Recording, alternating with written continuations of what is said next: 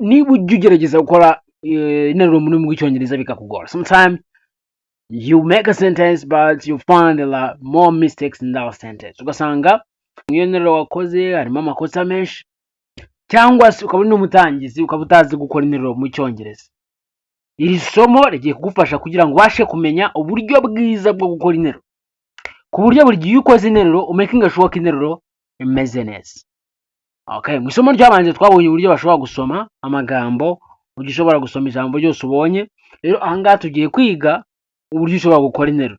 Ubwo ndizera ko no mu kuvuga bizakorohera kuko uzi bizabindi twize. So muri rusange, what is a sentence? Interuro ni iki? A sentence, interuro, is a group of words that expresses complete idea. Ni itsinda ry'amagambo rigaragaza igitekerezo cyuzuye. It must have at least subject. Igomba kuba byibuze ifite subject, ariyo who cyangwa what, inde uri gukora igikorwa cyangwa niki kiri gukora igikorwa, and a verb, ndetse n'ishinga cyangwa se twita action, igikorwa. Nyuma y'ibyo ngibyo, in Kinyarwanda twavuga ko interuro ni amagambo afatanya atanga igitekerezo cyuzuye. Kugira ngo ijambo ribe ari interuro rigomba kuba rifite ugira icyo akora, ari we ukora igikorwa, ariyo subject, ndetse n'icyo akora, ariyo verb. Urugero, I eat, ndarya. Aha subject iba ari I, verb cyangwa inshinga ari eat. Katurebe.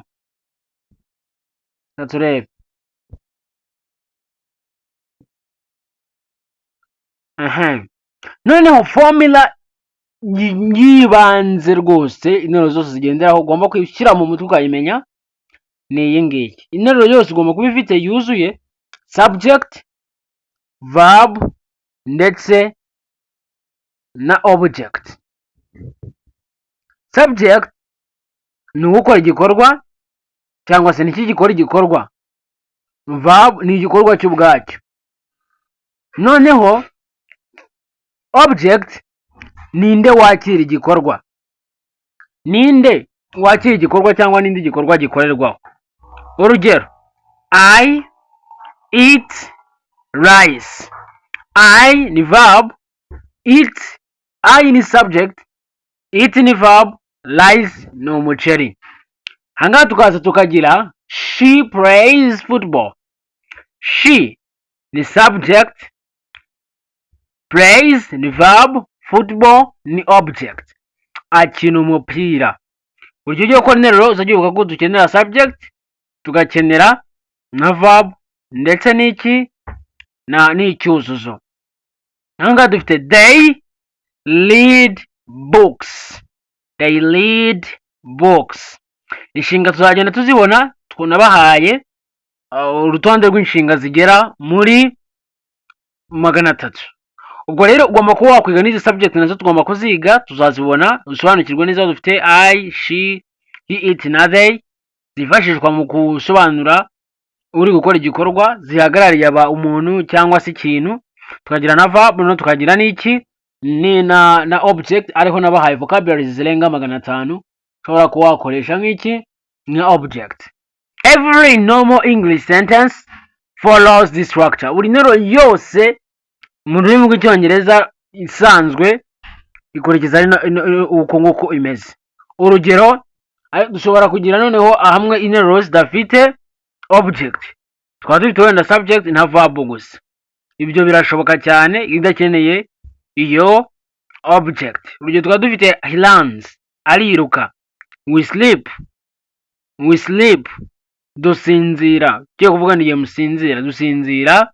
It rains, imvura igwa. Okay, imvura iragwa. Hangaha tukaza tukareba noneho uburyo amagambo atondekanywa mu cyongereza. Iyo uri gukora interuro ni gute bitondekanwa ku buryo udakora amakosa mu kubitondeka. So when we order those words in English, there is the way that they are ordered. Here we have, unlike Kinyarwanda where order can change, mu Kinyarwanda amagambo ashobora gutandukana mu itondeka ryayo.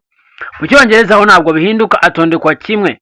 Buri gihe tuba dufite subject, verb na object ku nteruro iyo ariyo yose yemeza. Urahanga dufite eat I rice, I eat rice. Ubwo ni ukuvuga ngo tubana subject, verb na object. Plays she football, tukavuga she plays football. Nuko nkuko bigenda. So none twongiyeho kuri object. Object ishobora kuba igihe cyangwa se ahantu. Urugero ngo navuga ni twongeraho object ndetse twongeraho n'igihe. Urugero nkavuga ngo I eat rice at home. Ubwo ni hehe ndira, ukongeraho ahantu cyangwa se igihe icyo gikorwa gikorerwa. Hanga tukavuga ngo she plays football on Sunday. Akina umupira ku cyumweru. They read books at school. Basoma ibitabo ku ishuri. Okay? So reka turebe n'amakosa akunze gukorwa n'abantu bagitangira muri rw'icyongereza mu kuba bakwandika cyangwa bavuga bakora interuro.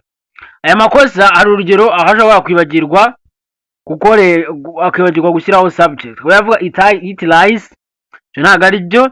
Ugomba kwibuka buri gihe subject. I eat rice. Ahandi ni ukubitondeka nabi akaba yavuga ngo rice I eat, umuceri ndya, like aho ngaho ntabwo ari byo. Tukaba tuvuga I eat rice, ndya umuceri. Using verb alone without change. Unundi agakoresha verb atarebye igihe irimo. Tarebye n'ibintu present simple ngumenye uburyo ari witondagure muri past cyangwa se ikindi gihe runaka agiye kuvugamo igikorwa akahita yivuga uko nguko iri. Rero ibyo ntabwo ari byo. Ahangaha urugero nko muri present simple verb irahinduka, aho verb twongeraho s muri rusange, akaba naho twongeraho e na sa ndetse naho twongera i na e na sa.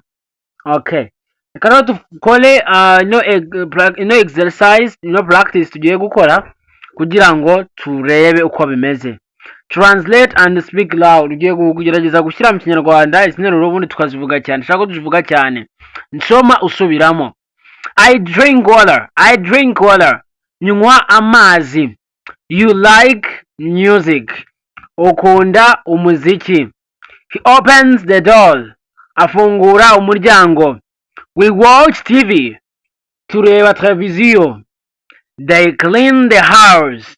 Basukura inzu. Okay, nizere ko wagenda gusubiramo.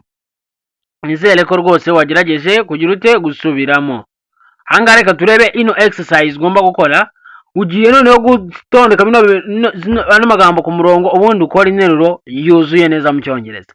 Iyo wamaze kumenya structure y'interuro ubundi tugenda twiga n'ibindi bizajya bigufasha kugira ngo ujye wibuka interuro uburyo iba yubatse ubundi ubashe kubimenya. Twiga subject, twige verbs, twige objects n'ibindi bigenda byose byiyongera mu nteruro.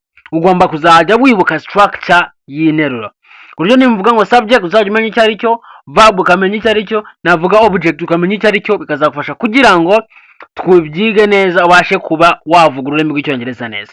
So ndagira ngo dutondeke ahangaha dufite I eat bread. Kuko nibyo sawa. She reads a book. Agomba kubyibuka nko kujya muri present simple ko byo tuzaba tubyiga. Ako kuba twabyiganye you still remember this one. Awundi niba ubizi that's okay. We play football. Twiga dukina umupira. We play football. Dukina umupira. Hano nshaka no gukora interuro ariko wongeyeho time na press. They drink tea in the morning. Banywa icyayi mu gitondo. He studies English at his school. Iyo study tukayongeraho tugakora iyo ya twongeraho i na e na sa. So correct mistakes. Anga no gukosora amakosa. Eat rice. Aho tukayakosora kuvuga ngo I eat rice. Anga tukakosora she eat rice. Anga icyo tugomba kuba twakwibuka nuko muri present simple turi kuvuga muri present simple twongeraho s. Tuzabirebaho neza cyane.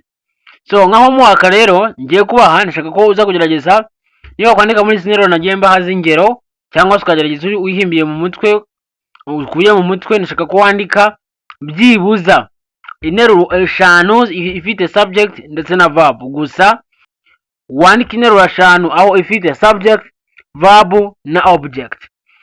Ahandi uraza kwandika interuro eshatu wongereho icyo twita time cyangwa place, wongereho igihe cyangwa ahantu igikorwa cyabereye. Nurangiza kubyandika nashaka kubisoma cyane, ukabisoma cyane rwose kugira ngo ubashe kuvuga neza. Icyo nakubwira rero ntuzigere wibagirwa ko mu Cyongereza interuro isanzwe ikurikiza ubu buryo subject, verb na object. Nugendera kuri iri hame uzabasha kuvuga neza interuro zose uzajya ukora.